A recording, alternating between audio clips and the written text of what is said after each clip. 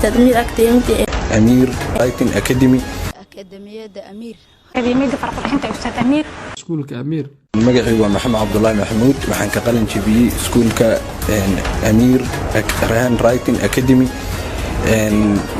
markii aan imaanayay iyo hadda oo macnaha fartayda aad iyo aad ay u kala duwan tahay baahida ay keentay waxay ahayd inaan fartayda qurxiyo fartaydina hadda waxay u qurxoon tahay si fiican oo sidii hore iyo hadda farq weyn ayaa u dhaxeeyo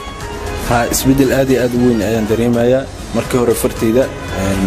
waxay qalqaloocneed iskuma dirdiri karin hadda saxiix ayaan sameyn karaa waxyaabo badan ayaan macnaha ii soo kordhay oo aan ka faa'iiday fartaadu inay qurxoonaato waxay kuu soo kordhinaysaa in niyaddu kuu dhisanto markaad aragtid fartaadii oo qurxoon way kala duwan tahay fartaadu markay qurxoon tahay iyo marka ayada qurxooneed bulshada waxaan ugu baaqayaa ardada dhigata iskuullada ardada dhigata jaamacadaha iyo bulshada kale oo dhanba in ay macnaha fartooda qurxiyaan oo ay ka soo qayb galaan maxaan lahaa معدك أستاذ أمير هان رايتين إني إمادان أو فرت إسكو قرحيانا أو باقي يا ضدك بالشدة. بسم الله الرحمن الرحيم. ووري مقعي وامرين عبد الورسامة محارك أستاذ أمير إسكال فرقوحين أستاذ أمير أكاديمية أستاذ أمير أن رايت أكاديمية ما شاء الله واحد بدني أكفايدي شال مركا إيمانا إيمانتا إسكو قرآن ميهي ما شاء الله هذه أو مهد عنا أستاذ كيغا ضدك سوماليين waxaan kula talin lahaa inay ka faa'iideystaan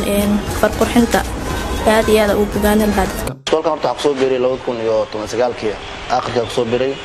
alxamdulillah maantana heer fiican gaaray oo maantana macluumaadka xarunta ka shaqada kamid ah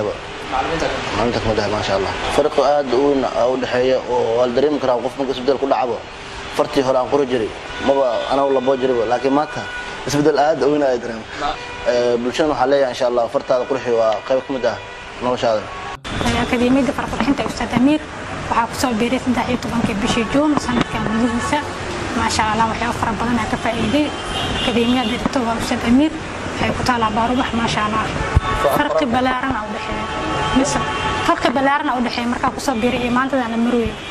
مركا وحياو بدنا إيجيبا يا جيرو وحاكم إيجابكو مركا كسو بيري سكولكا ماش لغا بلابي وحي حيالي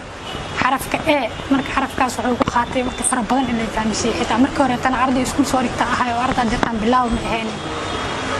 marka oo sharciga qoraalka laga hadlayo marka caadi wax loo qorayo maslahan qoraal xumida waa nooc kamid ah jiisnimada sida uu sheegay mid kamid ah ardayda wax ka baratay iskuulka Amir oo isaga laftiisa baranaya farqurxinta magacayga waxa la yiraahdaa Axmed Maxamed Mataan magac dheer Axmed Liilaaf wallahi farq weyn baa u dhaxeeya hadda waxaan jeclaan lahaa kaamirada inaan ku qabataan fartayda markii hore in kasta buuggii hore aanan haynin laakiin waa farq weyn baa u dhaxeeya waan jeclahay oo aad baan u jeclahay dadka oo dhan inay bartaan fartaan waayo waxa la yiraahdaa su'ul khaddi ahad zamanatayn qoraal xumadu waa labada jiisnimo mid kamid ah jiisnimadan caadiga ah qofku ku dhasho iyo midda qoraalka mid daaway leedahay oo midda hadda qoraalka daaway leedahay laakiin midda kale inta badan daawo ma laha أكاديمية فرقة أستاذ أمير وحاكسو بيري 13 بشي جون سنة كامليسة ما شاء الله وحي أفر بدنا كفائدة أكاديمية دكتور أستاذ أمير حيكوتالا باروبح ما شاء الله فرق بلارنا أو دحي مثل فرق بلارنا أو دحي مركا كسو بيري إيمان تدانا مروي مركا وحياو بدنا إيجيبا يا جيرو وحاكم إيجابكو مركا كسو بيري سكولكا ماش لغا بلابي وحي حيالي حرفك إيه مركا حرفكاس wuxuu ku qaatay waqti fara badan in la fahmisiyo xitaa markii hore tan arday iskuul soo dhigta ahay oo arday jirtaan bilaw ma ahayn marka oo sharciga qoraalka laga hadlayo marka caadi wax loo qorayo maslahan qoraal xumida waa nooc kamid ah jiisnimada sida uu sheegay mid kamid ah ardayda wax ka baratay iskuulka Amir oo isaga laftiisa baranaya farqurxinta magacayga waxa la yiraahdaa Axmed Maxamed Mataan magac dheer Axmed Liilaaf wallahi farq weyn baa u dhaxeeya hadda waxaan jeclaan lahaa kaamirada inaan ku qabataan fartayda markii hore in kasta buuggii hore aanan haynin laakiin waa farq weyn baa u dhaxeeya waan jeclahay oo aad baan u jeclahay dadka oo dhan inay bartaan fartaan waayo waxa la yiraahdaa su'ul khaddi ahad zamanatayn qoraal xumadu waa labada jiisnimo mid kamid ah jiisnimadan caadiga ah qofku ku dhasho iyo midda qoraalka mid daaway leedahay oo midda hadda qoraalka daaway leedahay laakiin midda kale inta badan daawo ma laha